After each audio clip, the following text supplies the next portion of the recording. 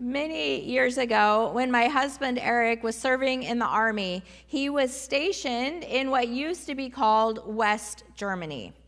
Some of you might be too young to remember when Germany was divided into two nations, West Germany and East Germany. East Germany was aligned with the Soviet Union, a result of post-World War II treaty negotiations. And West Germany was aligned with the West. In one of the oddest parts of the agreement, Berlin, which was geographically located 200 miles into East Germany, the city of Berlin was also divided. West Berlin functioned as an island of democracy within the nation of East Berlin and was controlled by the United States, the UK, and France. And East Berlin, like East Germany, was aligned with and controlled by the Soviet Union. I have, I think, some pictures. This is what the wall looked like when it stood. Let's see the next one.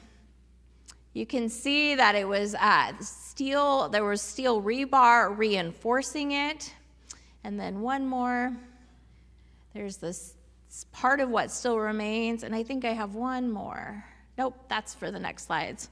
What those pictures don't show is that actually in many parts of the wall, it was actually double. So there was concrete, then there was like an area of nothingness, and then another concrete wall. And Eric, when he was stationed in Germany, actually got to go, I'll talk about that a little later in my sermon, and he said on the east side, there was a long and steep berm to make it nearly impossible for anyone in East Berlin to try to scale the wall. There is perhaps no greater symbol of humanity's ability to separate ourselves from each other than the Berlin Wall. A divided nation, a divided city cut in half by a wall. When Eric, my husband, tells stories of visiting Berlin during the Cold War era, he talks about this trip from West Germany through East Germany, passing through checkpoints, and that you had to stay on either the train or the road that went through part of East Germany to get to West Berlin. You could not deviate because you were in basically, as an American, in enemy territory. Then you would enter West Berlin, and in a special visit, one time Eric got to pass from West Berlin into East Berlin, which required passing through yet another checkpoint. That one was called Checkpoint Charlie, to go from West Berlin into East Berlin. And when convoys would return from being in East Berlin over into West Berlin, they were checked with mirrors underneath the cars to make sure that no one was hanging on to the bottom of a car to try to defect from East Berlin over to West Berlin. Families were divided by that wall. Relationships were severed as contact was cut off between people on one side of the wall and the other. The craziest part, maybe, of the Berlin Wall and the division of both the city of Berlin and the country of Germany was that the division came after the ceasefire from World War II. The Soviet Union and the West were actually allied in the fight against the Germans and the Axis powers of World War II. And after the war ended and that ceasefire was called, the divisions in our world did not end. Instead, they became cemented as a wall that stood for 28 years. Last week, Pastor Alexa talked about the ceasefire covenant between God and humanity after the flood. God put the bow in the sky and pointed that bow towards the heavens rather than at humanity and called a truce. God will never again destroy all of the earth. No matter what humanity's sin is, God will not strike us in the way of war. But ceasefires, as the Berlin Wall symbolizes, are not enough for a full realization of peace. At least peace in the biblical sense. In Hebrew, the word for peace is shalom, and it is about the fullness of relationship and life. When that wall went up, families, if one part of the family was on one side of the wall and the other part of the family was on the other side, they had no opportunity to come together before the wall went up. The wall went straight through everything.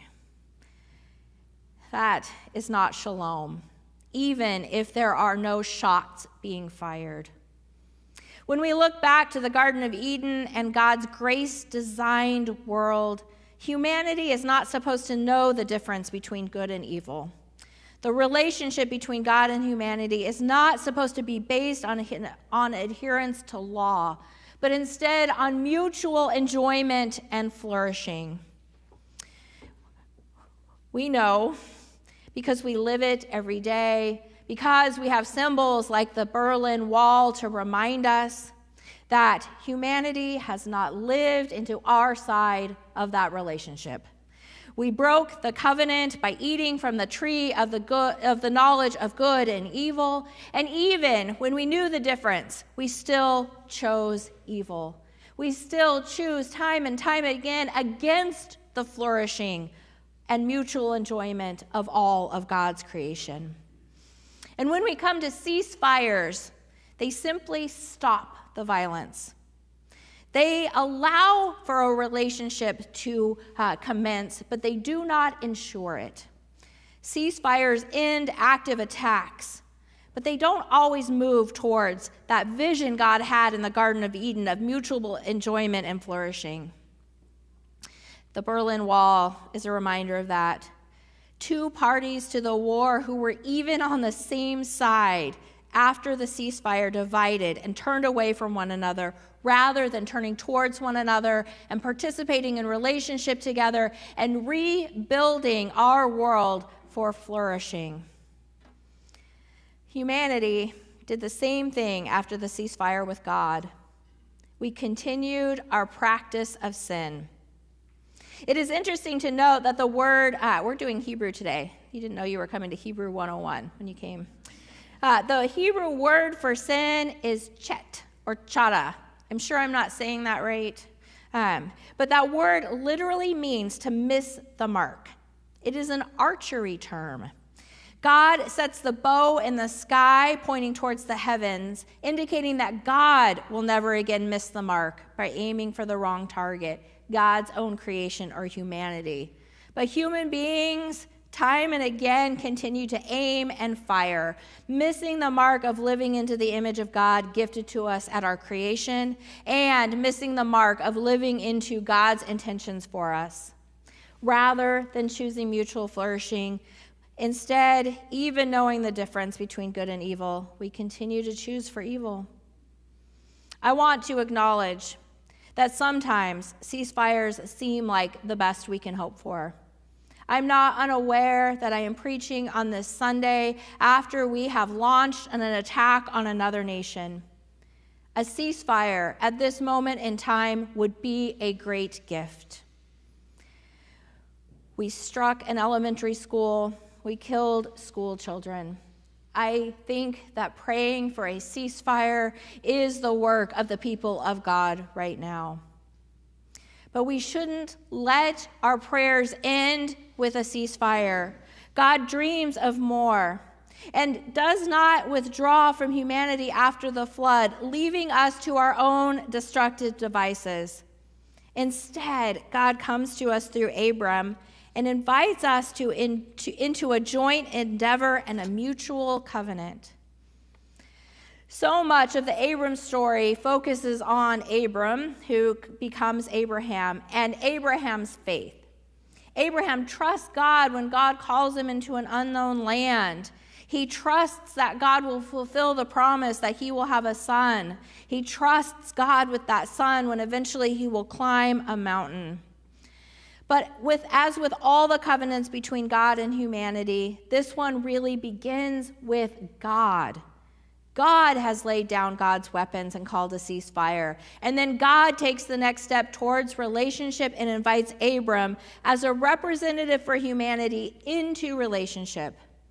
This is a move towards the vision God had in the garden, where God and humanity were in a relationship of shalom with one another. In this story, God preemptively, before humans have proven themselves capable of maintaining a relationship with God, reaches out to us and offers a covenant. And that covenant comes in the form of God restoring life through Abram in his old age. There's really a sense of a second creation happening here. God is establishing through Abram and Sarai, who's renamed Sarah, a people. Their flesh is redeemed in the promise of the birth of a child, even in their old age.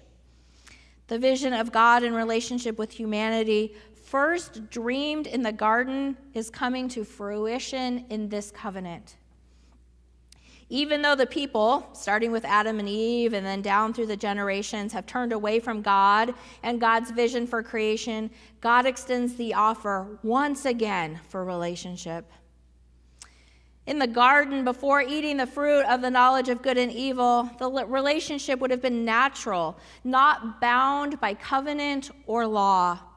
It was, as I've said, intended to be based on mutuality, faithfulness, and shared purpose. The intent was for a relationship to flourish with the people given everything save one tree in the garden. God gave them but that one instruction and intended that God and the people would thrive together. That first sin changed the relationship, and now God marks the relationship with covenant, needing to lay out the expectations from both parties. Gone are the days when everything was available to humanity save that one tree. And now God says, in order to be in relationship, we have to have a mutual understanding and agreement. God moves to these covenant terms where the terms are delineated for both parties. God will gift Abram and Sarai with a nation, a people as numerous as the stars in the sky. And on Abram's side, or Abraham will walk blameless with God, go where God leads, and mark Abraham's descendants as a nation, as God's own through circumcision. Even as God presents this invitation to Abram, humanity has not yet managed to prove itself trustworthy. God has laid down weapons and called a ceasefire, and now with almost childlike trust invites humans to join with God to make something together. This invitation comes not because the humans have proven themselves, but because God's grace invites us into salvation time and again. It is so important for us to see that it is God who initiates over and over again out of God's abundant grace that covenant relationship with us. God could have allowed the ceasefire to be the last word, to leave the relationship nonviolent, at least from God towards humanity, to leave it at that nonviolent point, even if it was strained and distant. And even that would have been an act of grace.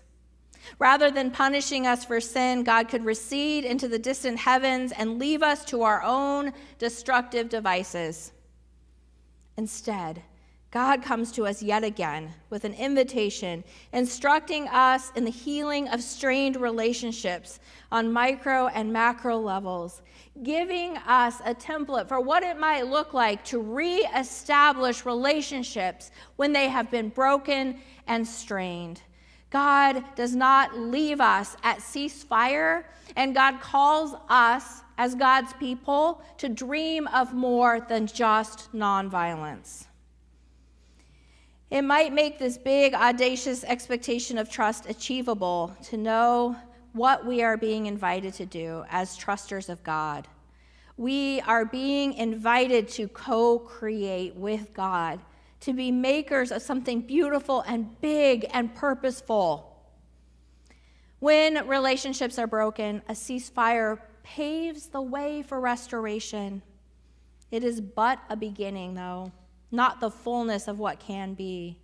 Shalom is God's intention for creation. And the next step towards shalom after a ceasefire is trust. To establish trust, we must begin to understand each other work together, and take steps towards mutual accountability. And that is exactly what God is making possible in this covenant with Abraham and Sarah. Let's create together, God is saying. Let's form a people. Let's bind ourselves to one another for the rest of time in this shared creation. Then, even when the relationship is compromised again, when sin enters the picture, when humans miss the mark, everyone has a reason to come back to the table. Because trust has been established, God and the people will hold something in common, and everyone will be vested in the repair of the relationship. When the Berlin Wall came down, the two halves of the city were reunited. So many broken relationships were mended when family and friends physically divided by the wall were reunited. But there was still a larger wound symbolized by that concrete wall that remained. Much of it was torn down. How many of you are old enough to remember watching the wall come down on TV, right? Did it bring tears to your eyes when you watched it come crumbling down? Yeah, it was pretty amazing. But still, some of that concrete wall remained, and human sin was on display in that wall. Our ability to divide, to conquer, and to claim what is not ours was all symbolized in that monolith that cut across geography and humanity. What do you do with that kind of symbol? How do you reclaim beauty and shalom in the face of hate and destruction? God has given us the answer in this story of Abraham and Sarah. You create. Artists from around the world, now we get to see our next. Artists from around the world came together to paint sections of the wall in East Berlin, and this section of the wall still stands and is known as the East Side Gallery. Over 100 paintings transformed the symbol of oppression into a sign of hope and peace. The international nature of the art symbolized the new openness of Berlin and the invitation to express freely, something that had been prohibited under Soviet occupation. Perhaps more than anything, the art on the wall symbolized that more than a ceasefire is needed for true peace to flourish. Before the law, before Jesus, God comes to us and reestablishes relationship, inviting us to co-create with God, to bind ourselves to God for all of eternity in a shared people. God continues to reach out towards us, redeeming us and inviting us to draw near to God once again. This is the gift of God's grace offered in this covenant with Abraham and Sarah. The reestablishing of relationship and the promise of future partnership through shared creativity. Yet again, God is interceding for the well-being of humanity, redeeming the sins of the past, and reminding us that always salvation is here. Always salvation is here. Will we, like Abraham and Sarah, choose to trust and follow? Amen.